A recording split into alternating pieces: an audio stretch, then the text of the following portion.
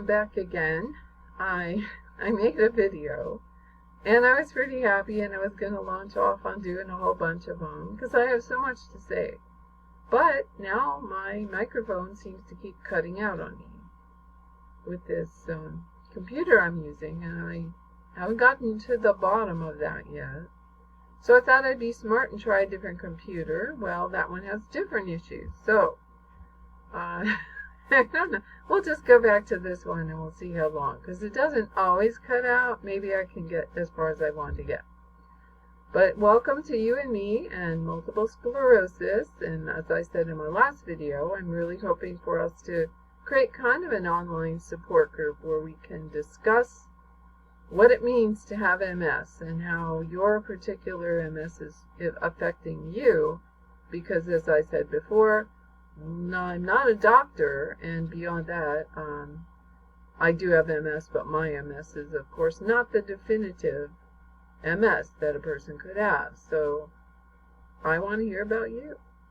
But today, of all the things that I'm just really wanting to talk about, I really want to talk about MS fatigue, because I think of all the symptoms, and there are many, that we get with MS, fatigue is the worst. Fatigue is the one that's probably pretty universal that people undergo. And again, it looks different for everyone. But I wanted to talk about fatigue because a lot of folks who don't have MS just don't understand what we mean by fatigue. They think they're fatigued if they go up 3 flights of stairs and they're tired, or if they spent hours poring over their income tax return thing and they're tired for that, and they think that's fatigue. And I admit that is the way the English language tends to use that word, but in reality, fatigue medically is very different, and MS fatigue is very different.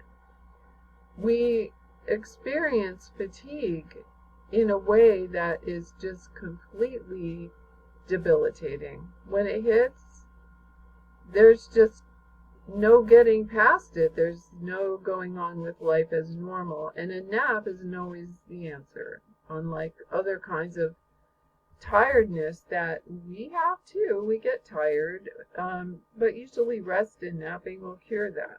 But fatigue is a different animal altogether. And according to the, let me go ahead and pull their logo up so that we know. Come on, what's wrong with you? See, now my computer is behaving badly again. I'm not sure what's going on. Hang on here a second. There we go. The American Autoimmune Related Diseases Association. And this organization defines fatigue in terms of MS, because there are other kinds of fatigue, obviously, other conditions that experience fatigue. But for MS specifically, there are 3 kinds of fatigue that they talk about. The first one is the fatigue that comes from poor sleep, perhaps because of medication that we're on, or the disease itself, maybe the pain that we get with certain symptoms. Our sleep is affected by that. And I don't have that as a chronic problem, I'm thankful to say, but I do know that there are times when it does affect my life. But I would have to say the very best thing you can do with that is try as best you can to have a bedtime that's pretty regular. So go to bed about the same time and get up about the same time. You'll find that your body actually adjusts to that pretty well. You can pretty much do as fits your natural rhythm, because some people are more night owls and some people are early birds, and there's no one right answer. I'm not going to say that there is, but you can go ahead and decide. For me, 10 p.m. is about as late as I'm willing to be lights on doing something. I'm usually reading in bed, but I'm awake, quote unquote. But by 10 o'clock, I've got lights out. But then again, I get up at 4, which is insane, right? You're thinking, no, who could do that? But I do, and my body just kind of wakes me up. Usually at 20 after 4, I wake up on my own. So anyway, but I think establishing that kind of rhythm will really give your body something to anchor itself to, at least. Now, the second kind of fatigue is the fatigue of disability. This is important to know that having MS, just the mere fact of coping with a chronic illness, is tiring, is fatiguing. In everything that we have to do, it takes more effort. I know for me, standing is about the most excruciating thing because I'm constantly correcting my balance, constantly, the little muscles in my feet, shifting, just trying to be able to stand upright. And yeah, it takes a lot of concentration. It's very difficult for me to pay attention to much else when I'm when I'm suffering with that kind of thing. That can be extremely fatiguing. So any effort that we have to expend it takes a lot more out of us than it takes the average person, and it ends up being very fatiguing. The third one that I want to talk about was one that I didn't know had a name. It's called nerve fiber fatigue, and where I've run into this is walking. I can still walk, but let's say my husband and I want to walk to the grocery store. Well, it's not terribly far away. And usually I walk with him and I'm fine. Go in the store, push the cart around, do everything. But on the way home, it's almost for certain I'll be walking along fine, and then one step, and then I have hit some kind of wall. And I mean, I have never filmed myself doing this, but it must be somewhere between pathetic and hilarious to watch me lean on my husband, have him try everything he can to help me get home, because I can't power it. There's nothing I can do, and even if there were a bench to rest, it wouldn't be long enough. I don't know how long I would need, but it's frustrating, which means to me that, to do any activity, I have to count that cost. I have to say, okay, am I going to be able to make it through? Because the nerve fibers themselves get depleted. Now think of it like your laptop or some other device that runs off of a charger. It has an internal battery, but that battery is not limitless, right? If you run that computer, say, without plugging in the charger, the AC adapter, it's gonna fail. It's gonna finally give up the ghost, and that's pretty much what your new nerve fibers are doing. They're depleted.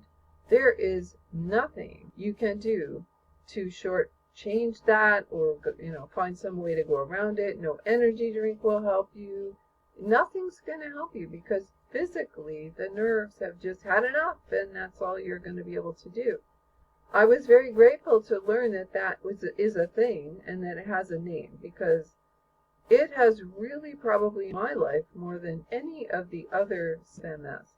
There are so many things I would love to be able to do, but I count the cost. I say, well, unless I use an assisted device, I am not going to be able to do it, period. I want to go for a walk in the flowers up in the mountains. Oh, I don't think that's going to be in the cards. I don't think my husband wants to have me stuck halfway up mountains or something. That would be just too dreadful. We don't even want to think about it. So, life has to be different for those of us who suffer with MS fatigue. But I think it's important for you to understand that the fatigue is not all in your head, and whether you can really explain it to other people to their satisfaction, it is real, and it is neurological. There's not a magic bullet for that. I know that they're looking at medications that say that they would help you, but I don't know. I don't put much stock in that. We have bad wiring. I guess, my thing about MS, I always say it's like faulty wiring in a house. And if I could just rip out all the wiring and start over again with new wiring, I'd be as good as new, because the rest of me is pretty healthy, I have to say. I have no complaints there. So yeah, I just want some new wiring. Well, that's the topic for today is fatigue. And I would love to hear about your fatigue and how you experience it and maybe how severe it is and what you do when it happens. And if anything I said here today makes some kind of light bulb go on for you, I hope it does. I hope that maybe, like I was with the nerve fiber fatigue, just knowing something has a name and that doctors recognize it's a real thing, I feel better about that. So I hope that you do too. In the link or in the description below this video, I will put the link to that website that I referred to.